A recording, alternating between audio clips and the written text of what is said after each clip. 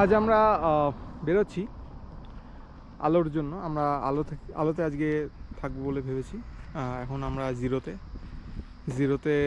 আমাদের সৌভিক এখন ওর কাজের জায়গা গুয়াহাটি চলে যাচ্ছে, ফলে ওর সাথে আমরা একটু কিছু ফটো তুলে নিয়ে আমরা বেরিয়ে যাব। দাপরিজো হয়ে আমরা আলো চলে যাব। তারপরে আজকে একটাই কারণে মন খারাপ, আমাদের ট্রিপের একজন চলে যাচ্ছে গুয়াহাটি। কেননা ট্রিপে আসা মানে সবাই ফ্যামিলিয়ার হয়ে যাওয়া, এবার একজন মাঝপথে চলে গেলে বহুতই বাজে লাগে, এছাড়া কিছুই না। একদম।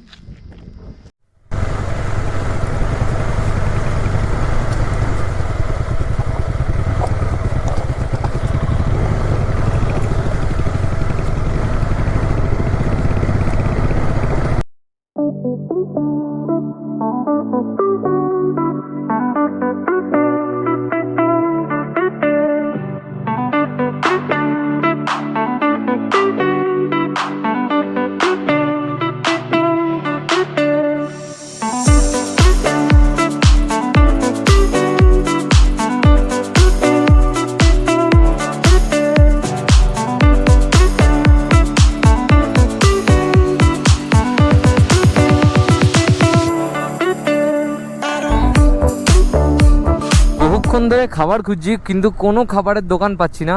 একটা জায়গায় পেয়েছিলাম, সেখানে শুধু চিকেন আর ভাত দেবে, বলছে 300 টাকা। অস্বাভাবিক রেট শুনে আমরা বেরিয়ে যাই, কিন্তু তখন বুঝতে পারিনি যে তারপরের থেকে আর কোনো দোকান পাবো না। পুরো টানা অনেকক্ষণ চলে এসেছি, মনে হয় দাপরিজো গিয়েই খেতে হবে। আর এখন আমরা একটু দাঁড়িয়েছিলাম, অল্প একটু বিস্কুট, একটু ছোলা বুট ছিল আমাদের কাছে, সেইগুলোই খেলাম। কিছু করার নেই, এখন যতক্ষণ না কোনো ভালো খাবার দোকান পাচ্ছি ঠিকঠাক, ততক্ষণ খিদে পেটে নিয়েই ঘুরতে হবে।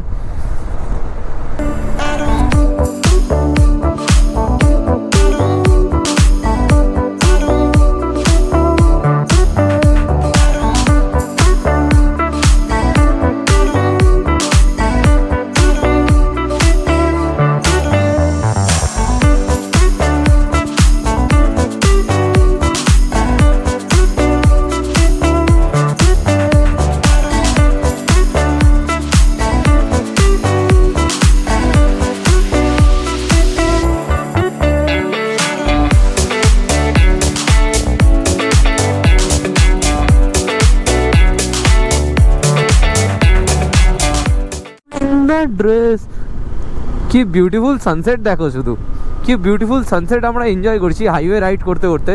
পাহাড়, বাইক, সানসেট, ও কি কম্বিনেশনস।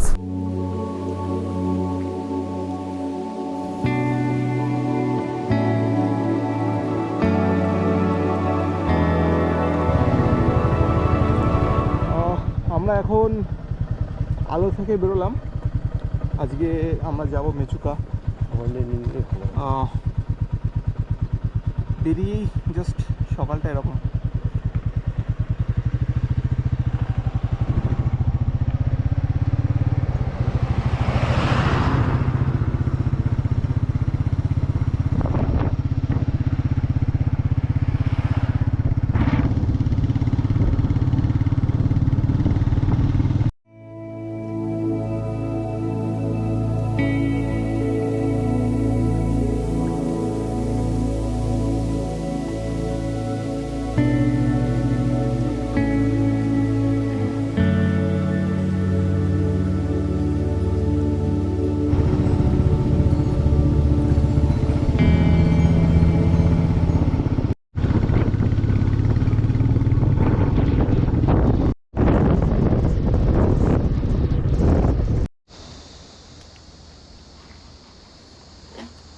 আমরা যাচ্ছিলাম মেচুকা,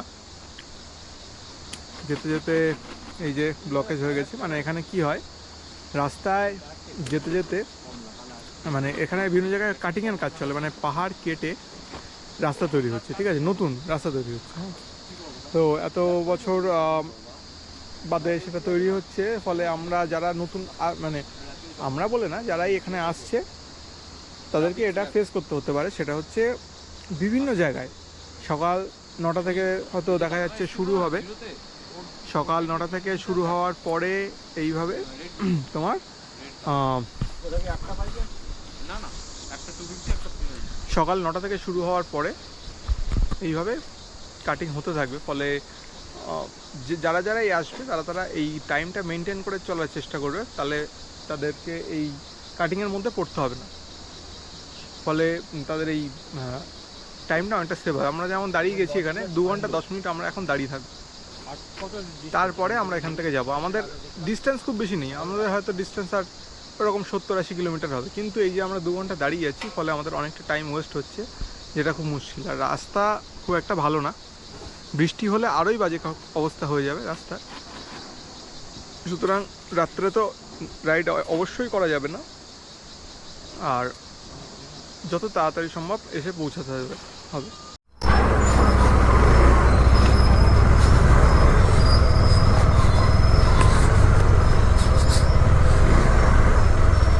কন্ডিশন দেখো শুধু,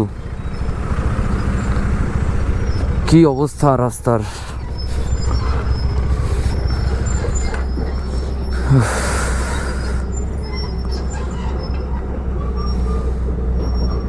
সামনে কাজ হচ্ছে, কখন কি করব কিছুই জানি না, কিছুই বুঝতে পারছি না।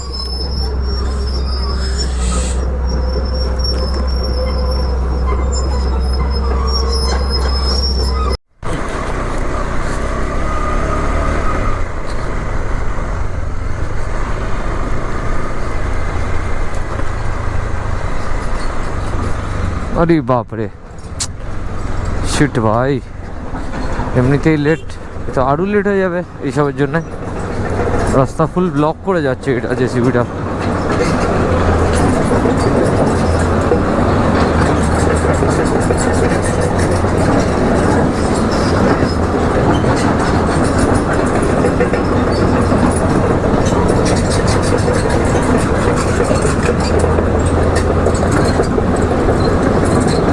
এখন আছি পেনেতে, আর এইটা হলো এখনকার রোড আপডেট। পেনে টু তাতো রোডের কখন রাস্তা বন্ধ থাকবে সেই টাইমিংটা দেওয়া আছে। 9:30 থেকে 11টা খোলা থাকবে, 11টা থেকে 1:30 আবার বন্ধ থাকবে, এরকমভাবে সব মানে টাইমিং দেওয়া আছে।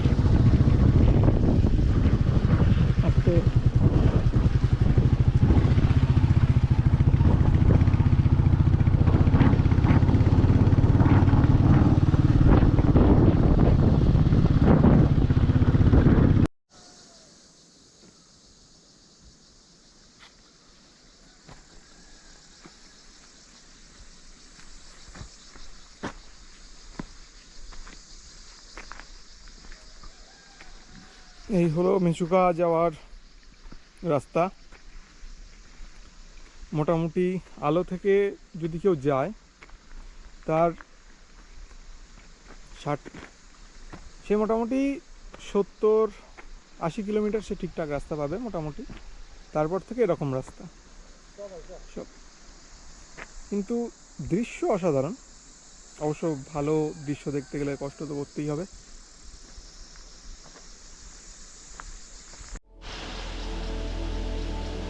রাস্তার ধারে একটা ফলস, যদিও আমি এখনো নাম জানি না, বহু উঁচু থেকে পড়ছে।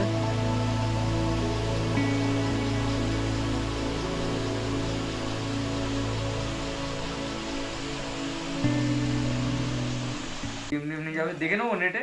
দেখো তো ये ग्रुप पे गए तो হ্যাঁ, এরাও গেছিল চিঙ্কি পঙ্কি। এই আমরা মেচুকাতে এসছি তখন কটা বাজে, মোটামুটি 7টা নাগাদ এসে আমরা কিছু খাবার দাবার খেয়ে একটা হোমস্টেতে এলাম। দাদা হোমস্টের নাম কি? ইয়ারগাছু। দারুন দারুন। ইয়ারগাছু হোমস্টে। ইয়ারগাছু মানে আমাদের ভাষায় ইয়ারগাছু, কিন্তু এনাদের ভাষায় ইয়ারগাছু। টার্মটা অন্যরকম আছে। বিড়াল সবাই, সৌগত, তথাগত, দীপ সবাই আছে। ये दीदी है इधर, एक दादा भी है इधर। हेलो। আমরা তো কাল রাত্রে এসেছিলাম মেচুকায়, মোটামুটি 7টা সাড়ে 7টা বেজে গেছিলো। এসে তারপরে আমরা এখানে একটা হোমস্টে খুঁজলাম, ইয়ারগাছু হোমস্টে। তারপরে সেখানে রাত্রে তো আমরা ছিলাম, খুব সুন্দর একটা দারুণ অভিজ্ঞতা। তো অলরেডি ভিডিও দেখেছো। এবার সকালে আমরা এখানে বেরোলাম, একটা ছোট্ট হাইকিং আছে এখানে, সেই ছোট্ট হাইকিং করার জন্য আর কি বেরোলাম। বড় হাইকিং না তো, এই আর কি ব্যাপার। এখন 4-5টা মেচুকার এখন এরকম।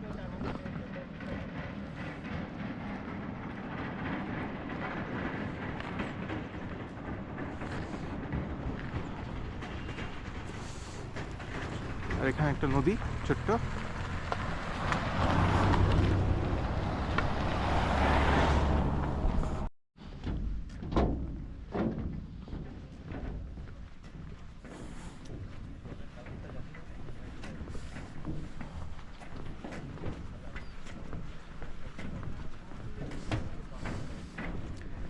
এই হচ্ছে নদীটা, তাও পাহাড়ি নদী হিসেবে চওড়া আছে মোটামুটি। পাহাড়ি নদীগুলো আমরা যেটা দেখেছি মানে খুব ছোট হয়, কিন্তু খরস্রোতাটাই বেশি হয়। এটা ঠিক ওরকম লাগছে না দেখে, যদিও।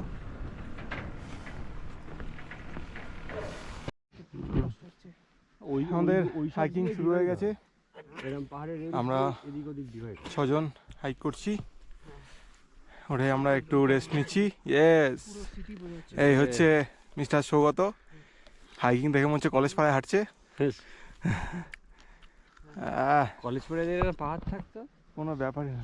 বিকেলে প্রতিদিন 2 ঘন্টা করে হাঁটতাম। এই হচ্ছে পুরো মেচুকা দেখা যাচ্ছে। পুরো মেচুকা অবশ্য নয়, এদিকে আরো আছে, আমরা আরো উপরে উঠবো।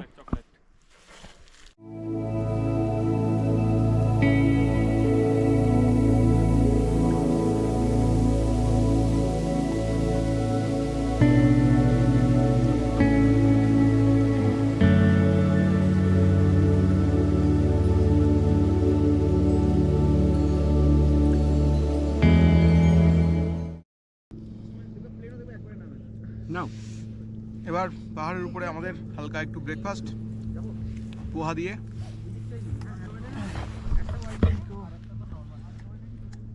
এটা হয়ে গেলে আমি ম্যাগি বানাচ্ছি। এই যে পোহা, আমন্ড, এখান থেকে ম্যাগি বানাতে হবে না, এখন তোমার ওই ইয়েগুলো বিস্কুট বিস্কুট বের করে নাও।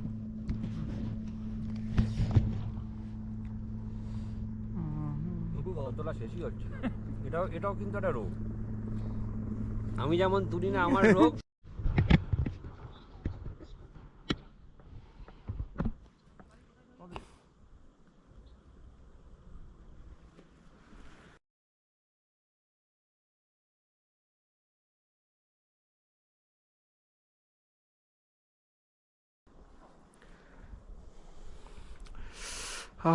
চারপাশটা অসাধারণ। পাহাড়ের মধ্যে, চারদিকে পাহাড় দিয়ে ঘেরা, মধ্যে একটা ছোট্ট শহর। ওইদিকে আর একটা শহর আছে, ওটা হচ্ছে দার্জিলিং না দার্জিলিং। আর এদিকে হচ্ছে মেচুকা। নেটওয়ার্কের এখানে খুব প্রবলেম, তবে দুটো নেটওয়ার্ক মোটামুটি থাকছে এখনো পর্যন্ত আমাদের, সেটা হচ্ছে এয়ারটেল আর বিএসএনএল। ওই দুটো মোটামুটি নেট করা যাচ্ছে, সমস্যা নেই। এবার যে মেচুকা লেখা যে পাহাড়টা, আমরা সেই পাহাড়টায় এখন হেঁটে হেঁটে উঠছি। আর ওটা বেশ কিছুটা যেতে হবে, ধরো আমরা হাফ পথেই এসেছি, আরও হাফ আমাদেরকে যেতে হবে।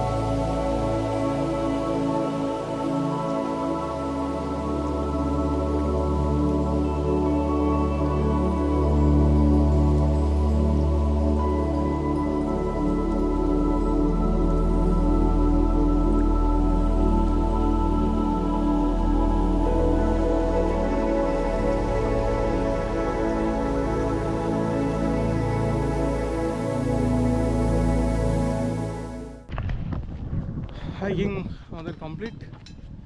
আমরা মোটামুটি একটু টায়ার্ড হাইকিং করে। এখন আমরা যাচ্ছি আমাদের হোমস্টের দিকে, গিয়ে ওখান থেকে আমরা ভাবছি একটু খাওয়া দাওয়া করে আমরা এখানে হনুমান মন্দির আছে আর গুরুদুয়ারা আছে, ভাবছি সেগুলো যাবো। এখন যাই না যাওয়া হবে কি না, তবে one of the most beautiful places in India, আমি এটুকু বলতে পারি, এত সুন্দর এটা। আমরা পাহাড়ের উপরে যখন উঠেছিলাম মেঘগুলো তখন হালকা হালকা করে সরে যাচ্ছে, আস্তে আস্তে করে পাহাড়গুলো পুরো চোখের সামনে ভেসে উঠলো, তার আগে মেঘ দিয়ে ঢাকা ছিল। খুবই সুন্দর সুন্দর চারপাশে ভ্যালিটা।